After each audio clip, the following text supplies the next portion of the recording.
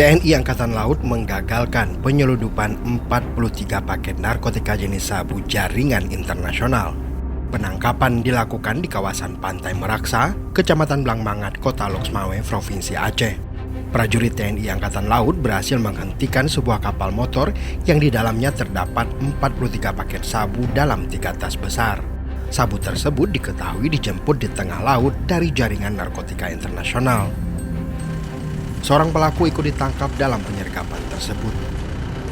Dan Lanal Loksmawe Kolonel Marinir Dian Suryansyah mengatakan barang bukti 43 paket sabu dengan berat kotor sekitar 45 kg lebih beserta seorang pelaku kemudian diserahkan kepada pihak Polres Loksmawe untuk penyelidikan lebih lanjut.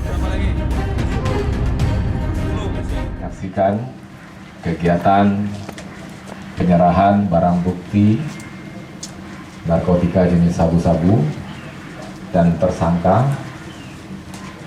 yang merupakan hasil dari operasi keamanan laut dari Satuan F1QR Lanal Loksmawe. Bahwasanya barang bukti ini akan kita serahkan kepada pihak Polres Loksmawe termasuk juga dengan tersangka. Kemudian selanjutnya untuk penyidikan lebih lanjut nanti dilaksanakan di Polres Loksmawe. Perairan Aceh saat ini menjadi salah satu jalur penyeludupan narkotika jaringan internasional.